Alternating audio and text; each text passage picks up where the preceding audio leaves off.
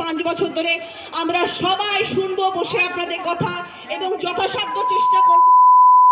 Hello guys, welcome back to my mini blog. আজকে হুগলি জেলার তৃণমূল কংগ্রেসের পার্টিতে রচনা ব্যানার্জি দাঁড়িয়েছেন। আপনারা তো সবাই জানেন আজকে আমাদের মহানাদ কাজীমনতলায়। হ্যালো গাইস, আমি আর ঝিঙ্কু গিয়েছিলাম রচনা ব্যানার্জিকে দেখতে। তোমরাও শোনো রচনা ব্যানার্জির বক্তৃতা। তো গাইস, আজকে এই রচনা ব্যানার্জির সাথে আমি হাত মেলাতে পেরেছি, কিন্তু আমার দিদি রচনা ব্যানার্জির সাথে হাত মেলাতে পারিনি। তো রচনা ব্যানার্জির হাতটা প্রচুর নরম তুলতুলে। তোমরা পুরো ব্লগটা দেখতে থাকো। তো গাইস দেখো গাইস, এখনও রচনা ব্যানার্জি এসে পৌঁছায়নি। তো রচনা ব্যানার্জিকে দেখার জন্য কত মানুষ ওয়েট করছে দেখো। তো গাইস, বাট আমি গেলাম একটা উদ্দেশ্য নিয়েই, যে আমি রচনা ব্যানার্জির সাথে হাত মেলাবো। বাট আমার স্বপ্নটা পূরণ হলো না, কিন্তু আমার ভাইয়ের স্বপ্নটা পূরণ হলো। ওই দেখুন তো গাইস, আপনারা দেখতেই পাচ্ছেন রচনা ব্যানার্জি চলে এসছে আমাদের অ্যাথলেটিক ক্লাবের মঞ্চে।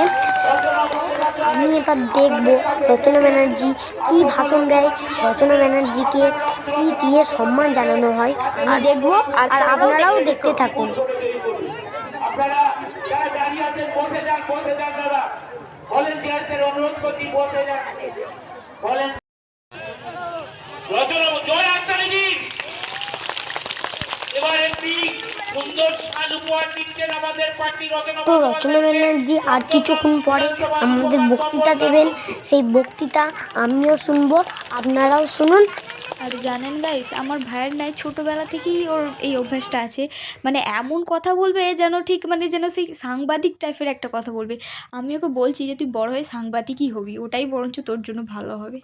গাইস, আমাদের বক বক আর শুনতে হবে না। এবার রচনা ব্যানার্জি কি বক্তৃতা দিচ্ছে সেটাই শুনতে থাকুন। আপনাদের সবাইকে অসংখ্য ধন্যবাদ। এখানে অনেকক্ষণ ধরে আপনারা অপেক্ষা করছেন। থ্যাংক ইউ, ধন্যবাদ আপনাদের সবাইকে। এবং মঞ্চে উপস্থিত অনেক গুণী মানুষরা আছেন, অনেক বিশিষ্ট মানুষ রয়েছে। তপনদাকে আমার অসংখ্য প্রণাম। এবং আরো অনেক মানুষ রয়েছেন এখানে, যাদেরকে আমি করজোড়ে প্রণাম জানাচ্ছি। রাজনীতির মঞ্চে আমি একদম নতুন। তো গাইস, রচনা ব্যানার্জিকে দেখে আর কেউ বসে থাকতে পারছে না, আর সবাই উঠে পড়ছে রচনা ব্যানার্জির হাত মেলানোর জন্য। সকলের দায়িত্ব তোমাকে আমি দিলাম। হুগলি জেলা তোমাকে জিতে আসতে হবে, এই কথা শুনে আজকে আমি হুগলি জেলাতে এসেছি। আপনাদের সকলের কাছে এত মানুষ আপনারা এসছেন। আরো একজন অভিনেত্রীকে আপনারা মনোনীত করেছিলেন, তার উপরে বিশ্বাস রেখেছিলেন। তখন আপনারা তৃণমূল কংগ্রেস পার্টির কথা ভাবেননি, তখন আপনারা অন্য একজনের কথা ভেবে তাকে নিয়ে এসেছিলেন। কিন্তু আপনারা জানতে পেরেছেন, বুঝতে পেরেছেন যে আপনারা কি ভুলই করেছিলেন। আজ সভা ভোটে যখন ভোটের বোতামটা টিপতে যাবেন, তখন 100 বার ভাববেন যে আমরা কাকে ভোট দিচ্ছি, কি কারণে দিচ্ছি, কি ভেবে দিচ্ছি।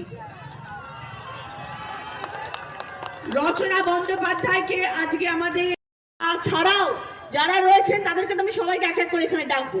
তাছাড়াও আরো অনেক সদস্য আছেন আমাদের তৃণমূল কংগ্রেস পার্টিতে হুগলিতে। তাদের সকলের তরফ থেকে আমি বলছি, আজকের পর থেকে শুধু নয়, এই ভোটের পর থেকে আপনি আমাদের মধ্যে আর কোনোদিনও কখনো, যতদিন আমি থাকবো, কোন রকম গোষ্ঠীদ্বন্দ্ব, কোন রকম ঝামেলা, কোন রকম ঝগড়াঝাটির মধ্যে আর কখনো সেই জিনিসটা থাকতে পারে না, থাকবেও না। পরিবার, যখন আমরা সংসার করি, যখন আমরা পরিবার করি, তখন শিক্ষাশ্রী থেকে টাকা পাচ্ছে তো মেয়েরা ছেলেরা, সবুজ সাথী থেকে সাইকেল পাচ্ছেন তো, স্বাস্থ্য সাথীর টাকা পাচ্ছেন তো, লক্ষ্মীর ভান্ডার, আর কি চাই বলুন তো? কিচ্ছু করবেন না। বাড়িতে বসে 1200 টাকা 1500 টাকা, এখন 1200 টাকায় পরে আরো বাড়বে দিদি ক্ষমতায় আসলে। তো গাইস, অনেকটা ভিড় কাটিয়ে রচনা ব্যানার্জির কাছে কিছুটা হলেও আমি আসতে পেরেছি। তো গাইস দেখেন, রচনা ব্যানার্জিকে আমি নিজের চোখে দেখছি, আমি তো আপসেট হয়ে যাচ্ছি। আপনাদেরকে আমি এই হুগলি জেলাকে আমি কোথায় নিয়ে যেতে পারি, শুধু হাতটা খুলে যাবে কালকে, হাত মেলাতে পারবে। তো গাইস, আমরা বাড়ি চলে যাচ্ছি, আমার ভাই আগে চলে গেছে। তো গাইস, আমাদের চ্যানেলটা সাবস্ক্রাইব করে পাশে থেকো। Bye bye.